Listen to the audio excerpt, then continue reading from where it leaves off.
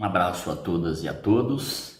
Estamos aqui mais uma vez para gravarmos mais um vídeo do nosso projeto Santana do Ipanema, aqui é meu lugar. Projeto desenvolvido pela Prefeitura Municipal de Santana do Ipanema, por meio da Secretaria Municipal do Trabalho, Assistência e Desenvolvimento Social. Esse projeto, como já dissemos em vídeos anteriores, visa apresentar um pouco da história de Santana do Ipanema, as nossas idosas do CRAS, por meio da nossa literatura. E estamos lendo o livro do Alto Bonito, livro do nosso querido escritor santanense Romildo Pacífico dos Santos, que traça uma trajetória de sua vida desde o Alto Bonito até ser o funcionário do Banco do Brasil, depois se aposentar e agora estar gozando da sua aposentadoria. Então o Romildo retrata muito bem a sua luta, o seu esforço para os estudos, para o trabalho, e nós estamos fazendo essa leitura junto com as nossas idosas do CRAS.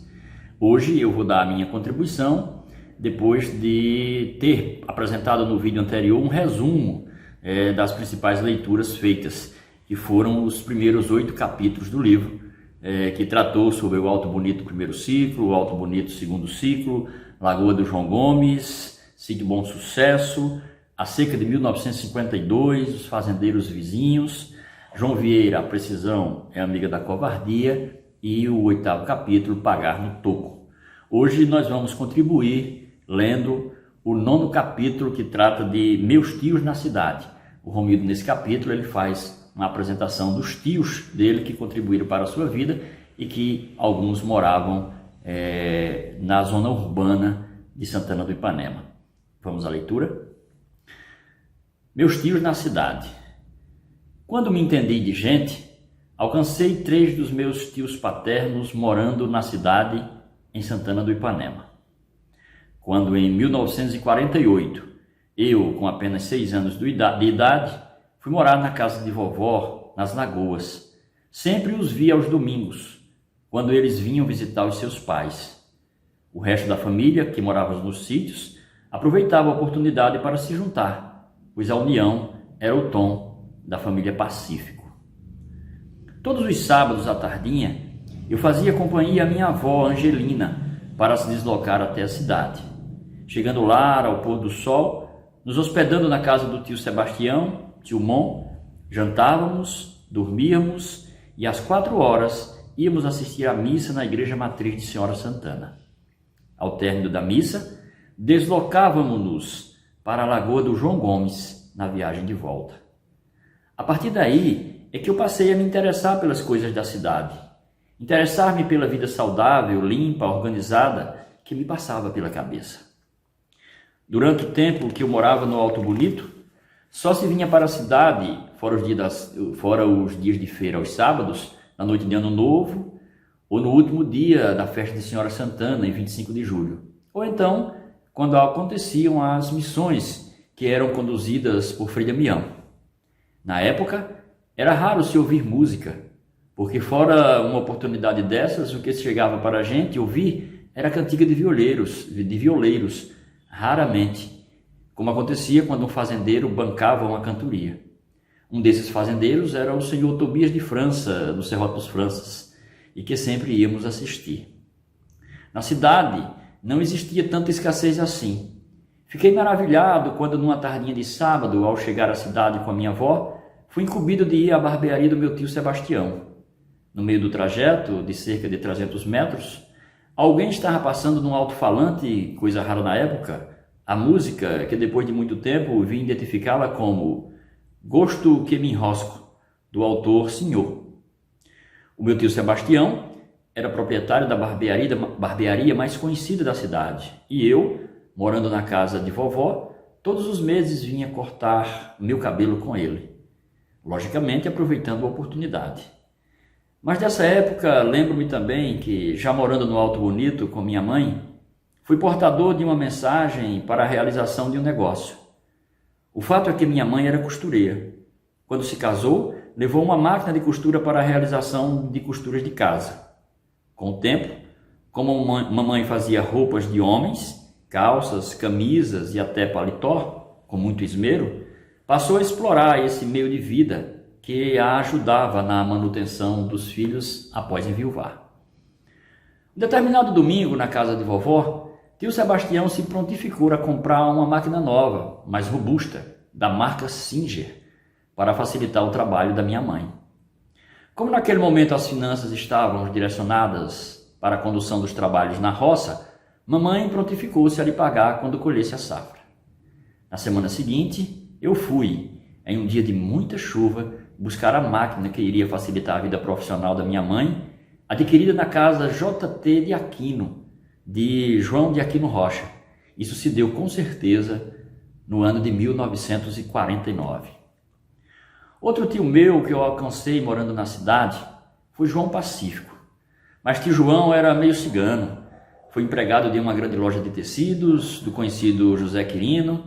Depois adquiriu uma padaria em Garcia, atual Dois Riachos, e que naquela época pertencia ao município de Santana do Ipanema. O que eu mais me lembro dessa época com relação ao meu tio é que ele levou Vanildo, meu primo mais velho, para trabalhar com ele em Garcia. Isso servia de esperança para mim, pois esperava que quando eu tivesse a idade do meu primo, 3 anos mais velho que eu, poderia aparecer uma chance de eu vir trabalhar na cidade. Depois, o meu tio João se desfez de um negócio em Garcia e se estabeleceu com um negócio de mercearia em Santana do Ipanema. O outro meu tio que alcancei morando na cidade foi Jonas Pacífico. Gerenciava uma loja de tecidos de Fernando Nepomuceno, bem no centro da cidade.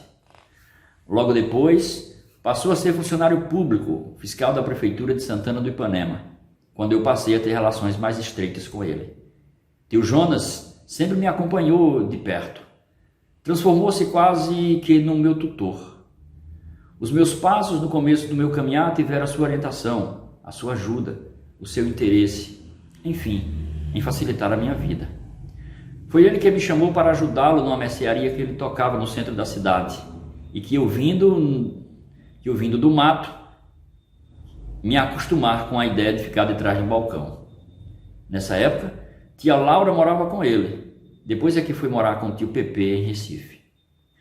Foi o tio Jonas que me deu a notícia de que eu havia passado em primeiro lugar no exame de admissão. Foi ele quem falou com Álvaro Granja, conseguindo meu primeiro emprego em tempo integral na cidade. Foi ele quem me falou com Luiz Medeiros, conseguindo que eu trabalhasse no escritório de contabilidade naquela época, que foi básico para que eu passasse no concurso para ingresso no Banco do Brasil. Enfim, quando eu estava desempregado, ele disse: venha para minha casa, enquanto sua mãe não vem morar na cidade. Assim, evitou que eu tivesse de ir todos os dias ao Alto Bonito.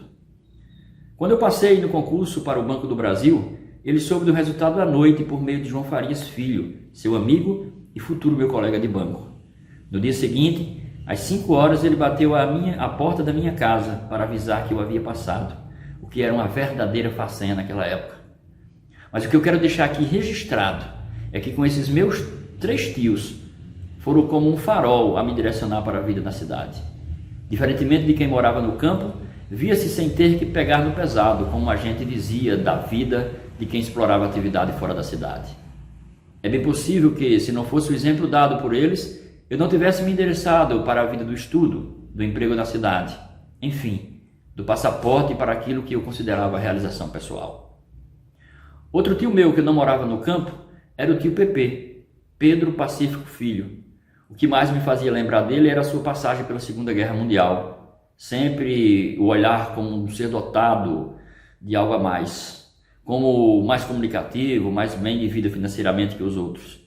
Eu achava que seu patamar de vida era muito distante do que eu almejava, muito embora a sua simplicidade no trato com a gente só denotasse amizade, incentivo e bondade.